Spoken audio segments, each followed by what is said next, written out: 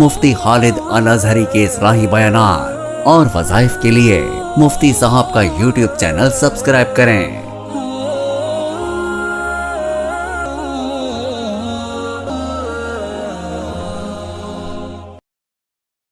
نحمده ونصلي ونسلم على رسوله الكريم اما بعد فاعوذ بالله من الشيطان الرجيم بسم الله الرحمن الرحيم قد افلح من تزكى وذكر اسم ربه فصلى۔ معزز ناظرین کرام، السلام علیکم ورحمۃ اللہ وبرکاتہ۔ انسان آج پریشانی کے اندر سرگرداں ہے۔ ہر شخص اپنے ہی مسائل کو لیے ہوئے ہے اور پریشانیوں کو اپنے اوپر حاوی کیے ہوئے ہے۔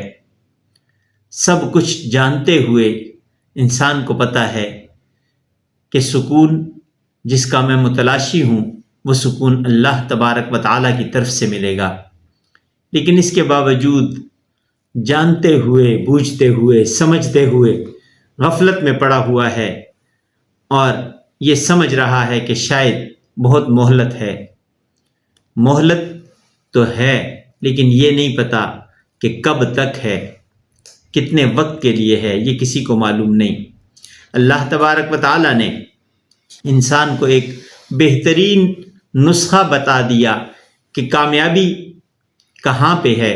ہر شخص کامیاب ہونا چاہتا ہے، ہر شخص یہ چاہتا ہے کہ وہ کامیاب لوگوں میں شامل ہو، اور آخرت کے اعتبار سے تو ہر شخص امید بھی لگائے ہوئے ہے اور یقین بھی کیے ہوئے ہے کہ وہ کامیاب ہو جائے گا، لیکن اس کامیابی کے لیے اللہ تبارک و تعالیٰ نے ایک نسخہ بتایا ہے، اس نسخے کی طرف کم آتے ہیں۔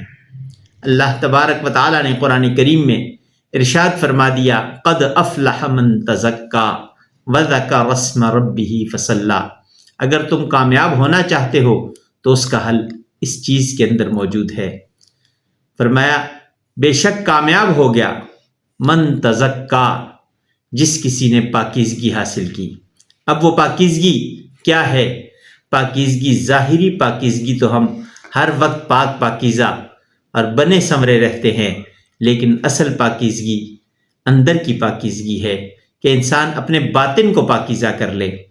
اپنے باطن کو اس طرح پاکیزہ کرے گا کہ صرف دکھلاوے کے لیے نہیں۔ ظاہر کو تو ساری دنیا دیکھتی ہے، لیکن باطن کو ایک ذات دیکھتی ہے اور وہ اللہ کی ذات ہے۔ باطن کو پاکیزہ جس نے کر لیا اس کی دنیا بھی کامیاب ہو گئی، اس کی آخرت بھی کامیاب ہو گئی۔ اللہ تبارک و تعالیٰ نے بتا دیا کہ سب سے پہلی شرط یہ ہے کہ تم پاکیزہ ہو جاؤ، اتنے پاک اور پاکیزہ ہو جاؤ کہ میں تمہیں پسند کر لوں۔ اللہ تبارک و تعالیٰ جسے پسند کر لیں اس کی پاکیزگی کی وجہ سے اس کے مرتبے و مقام کو کوئی نہیں پہنچ سکتا۔ تو اس لیے پہلی شرط رکھی کہ پاک اور پاکیزہ ہو جاؤ، اور اس کے بعد میرا ذکر کرو۔ میرا ذکر کیا ہے؟ اللہ تبارک و تعالیٰ کا ذکر قرآن بھی ہے، اللہ کا ذکر اللہ کا نام لینا بھی ہے، اللہ اللہ کرنا بھی ذکر ہے، اللہ کے حکموں کو پورا کرنا بھی ذکر ہے۔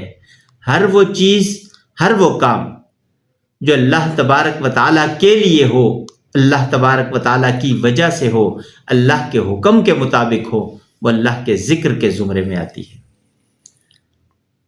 تو فرما دیا کہ پاکیزہ ہو کے جب تم میرا ذکر کرو گے اور پھر اس ذکر کے ساتھ ساتھ نماز ادا کرو گے تو یہ تمہارے لیے دنیا آخرت کی کامیابی ہے، اور اللہ تبارک و تعالیٰ نے اس شخص کو کامیاب قرار دے دیا کہ وہ شخص کامیاب ہے جس نے پاکیزگی حاصل کی، جس کا باطن پاک اور پاکیزہ ہو گیا۔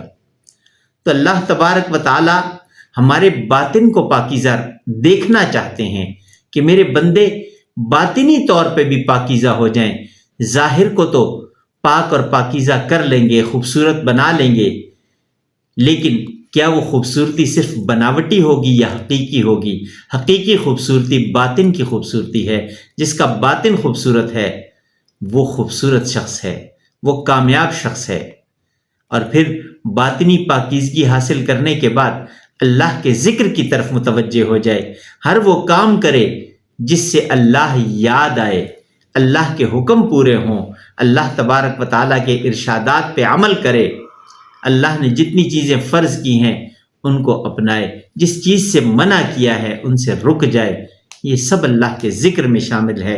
اور اس کے بعد اللہ کے سامنے سر بسجود ہو، اور سر بسجود ہو کے اپنی بندگی اور اللہ کی ربوبیت کا اقرار کرے، اس کی عظمت کا اقرار کرے، تو یہ شخص کامیاب ہے۔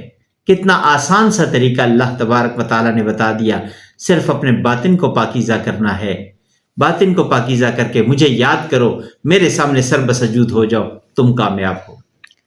دعا ہے اس رب عظیم سے کہ وہ رب ہم پہ اپنا فضل فرمائے، ہمیں بھی اللہ تبارک و تعالیٰ ان پاکیزہ لوگوں میں شامل فرمائے، یہ صفات اللہ تبارک و تعالیٰ ہر مسلمان میں پیدا فرمائے۔ زندگی باقی، ملاقات باقی، وآخر دعوانا ان الحمد للہ رب العالمین۔